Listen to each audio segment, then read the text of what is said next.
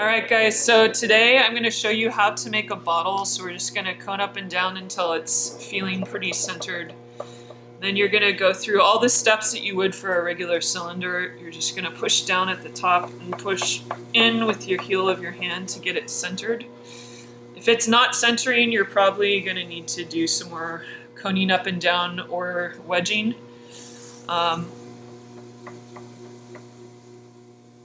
Or maybe your bat's off, who knows. So we'll just do the whole beginning part with opening with our thumb, just to make it a little bigger, and then we can use our llama to pull open.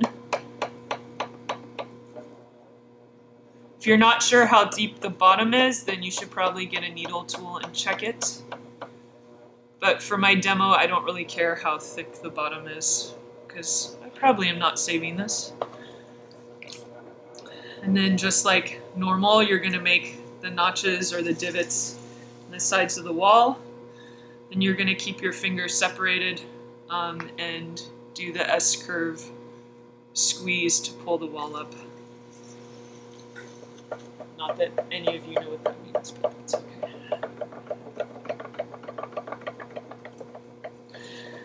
If you feel like friction, it's probably your fingers aren't wet enough, so you can take a damp sponge and go on the inside and outside again.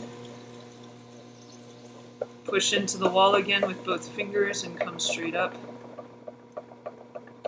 Okay, I'll be very honest, I only wedged this 20 times, so that's why I'm having issues. Demos never go right, I tell you. Okay, let's go one more time. I could blame the bat, but we won't do that. So you want to do this until your piece is thin on the bottom, about 1/4 inch thick. Wow, this is super wobble. I'm sorry, guys. So I'm just going to slow down.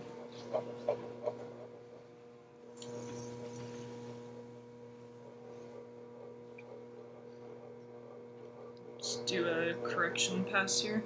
So if you do have a wobble, you can take your fingers parallel and slowly push them down the side wall. Alright. So what we want is a thinner bottom by like 1/8 of an inch or 1/16 of an inch. And then the top, we're going to leave a tiny, tiny bit thicker. I don't want you to leave a ton, but a tiny bit. And Maisie's going to come help. There we go. She likes to, actually she's never seen me throw before, so that should be fun.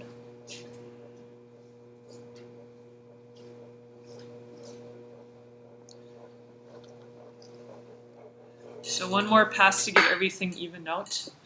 And then, so what we're gonna do is just use our wood rib, just get it a little bit wet. We're going to put our thumb on the side and we're going to start shaping the inside by just pushing from the top to the bottom very gently until you start to see something happening. And then more and more until you get the shape that you're looking for. I tend to like kind of a tall shape, so I'm going to make this a little bit flat. And as you can see, I've kind of already started to define the shoulder of the piece and where the neck of the bottle is going to be. So the next thing I'm going to do is a series of moves. There's 3, and I do them over and over again until I get the bottle neck. So the first one is to neck in, and this is actually why necking in is called necking in, because you're making the neck of a bottle generally. And I'm using 3 points of contact on both of my hands. So 6 points actually on the bottle, and I'm just pressing in. And I don't know if you can see it, but I put the clay here, here, here, here, here, and here. And the sponge is just to keep it moist as I do this.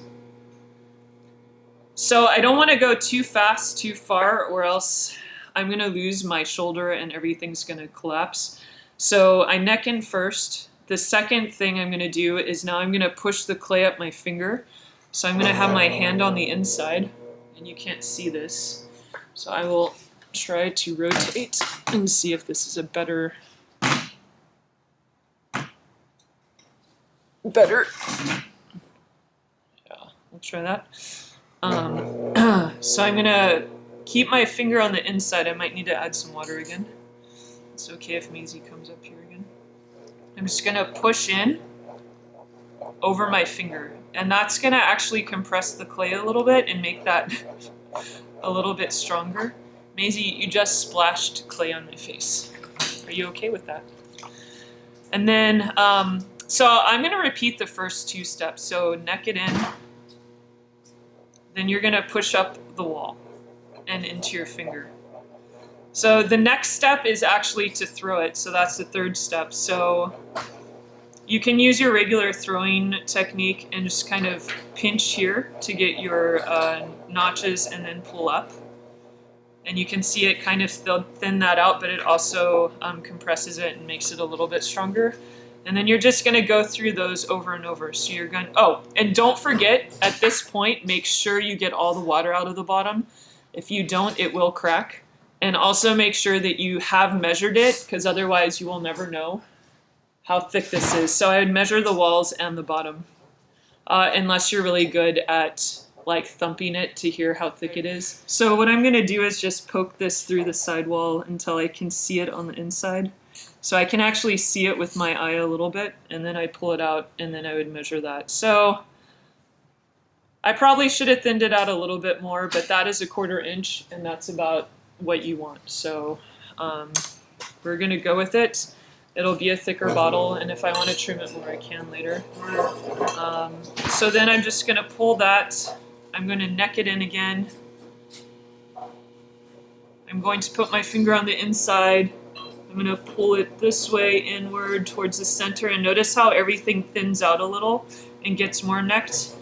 And I neck it up some more, and then I throw it again.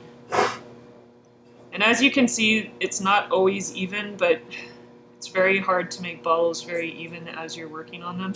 At this point, if you do more crazy stuff to it, it's probably gonna break. So I would just trim the neck. And by crazy stuff, I mean trying to change the shape of the bottom or trying to make this taller.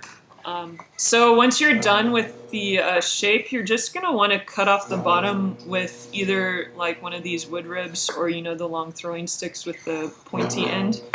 And then you'll just remove this part so it dries faster. Don't forget to make your notch at the bottom and to use your wire tool to cut this off. And you can just leave it like this until it's dry enough. Because anything that's kind of rounded on the bottom, you don't want to move until it's dry enough. Otherwise, you kind of ruin the shape. Thanks for watching.